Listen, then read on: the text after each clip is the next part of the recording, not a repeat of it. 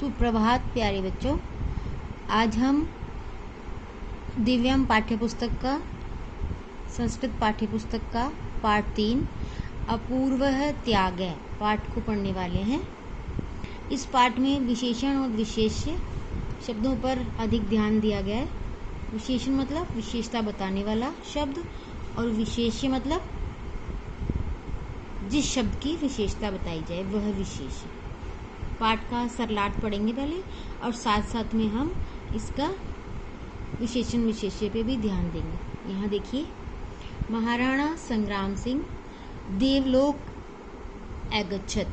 महाराणा संग्राम सिंह देवलोक में चले गए थे, मतलब उनकी मृत्यु हो गई थी, वो स्वर्गलोक में चले गए थे।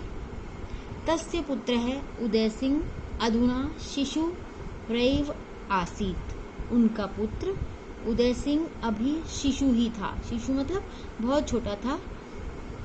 अतएव इसलिए राजपूत प्रमुखा तस्य राज्याभिषेकम तु अकुर्वन्। राजपूतों के प्रमुखों ने उसका राज्याभिषेक तो कर दिया, परम दूरस्थ एक संबंधी वनवीर तस्य बालस्य उदय सिंहस्य संरक्षक नियुक्त है। परंतु दूर का एक संबंधी वनवीर जो है वह उस बालक का संरक्षक नियुक्त कर दिया गया। संरक्षक मतलब उसकी तरफ से वो राज्य करेगा। राजा वो शिशु ही था। बालक नृपस्य पालन पोषणम पन्ना नाम एका धात्री करोति। बालक उस राजा बालक का पालन पोषण पन्ना नाम की एक धात्री करती थी। धात्री करने लगी, मतलब धात्री का मतलब ऐसी माता जिसने जन्म न दिया हो लेकिन पालन पोषण करने वाली। तस्या स्वपुत्र है चंदन अपि समवयस्य आसीत। उसका अपना पुत्र चंदन भी उसी की उम्र का था। इतः राज्यम प्राप्य वनवीरस्य मनसि लोभः आगच्छत। इधर राज्य प्राप्त करके वनवीर के मन में लालच आ गया। स चिंतित, उसने सोचा, यदि उदय सिंह न भवेत् तर्हि अहम निष्कंटकम राज्यम करिष्यामि।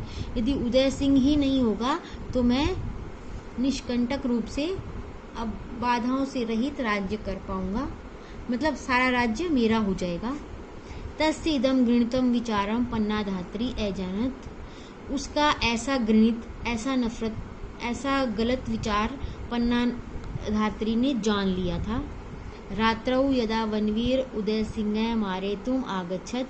रात्रि में जैसे ही वनवीर उदय सिंह को मारने के लिए आया, तस्माद पूर्वमेव उससे पहले ही पन्ना ने चतुराई से उदय के स्थान पर, उदय के बिस्तर पर अपने पुत्र चंदन को सुला दिया।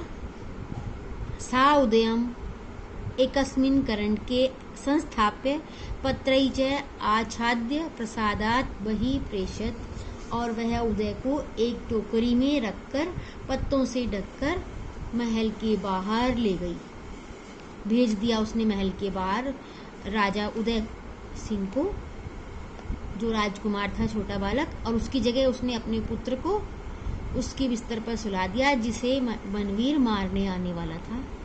रक्त पिपासु वनवीर यदा अपृच्छत। रक्त का पिपासु मतलब रक्त पीने वाला, मतलब कहने का मतलब है कि उसको मारने के लिए तैयार वनवीर ने जैसे उससे पूछा, पुत्र उदय, उदय कहाँ है? पन्ना अविचलिता, बिल्कुल विचलित नहीं हुई और अपने पुत्र की ओर संकेत करके बोली, अग्रे च एव क्षिणे चंदनस्य मस्तके। बोली, संकेत करते हुए बोली, वह है उदय और अगले ही क्षण चंदन के मस्तक तलवार से अलग हो गया। स्वामिनम रक्षितुम पन्ना स्वसंतते उत्सर्गम अकरोत्।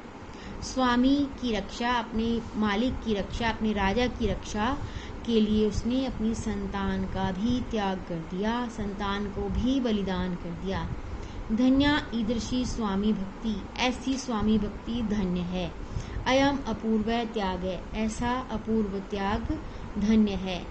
समय क्रमेण, और कुछ समय के बाद, स राजपुत्र उदय युवा भूत्वा वनवीरं युद्धे निहत्य चित्तौड़देशस्य राजाम अभवत्।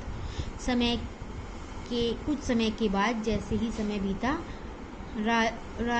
राजपुत्र या वो राजकुमार उदय युवा हुआ और युवा होकर उसने वनवीर को युद्ध में हराकर चित्तौड़ देश का राजा बना। उसने ही उदयपुर नगर की स्थापना की। राजस्थान के इतिहास में पन्ना धात्री हमेशा चिर ऋणी रहेगी। मतलब राजस्थान का इतिहास पन्ना धात्री का हमेशा ऋणी रहेगा। तो यह था पाठ हमारा। अपूर्व है त्याग है, अद्भुत त्याग, जिसमें एक माता ने अपने पुत्र का त्याग दे दिया, जिस तरह से अपने देश के लिए। यह अपूर्व त्याग पाठ था। धन्यवाद।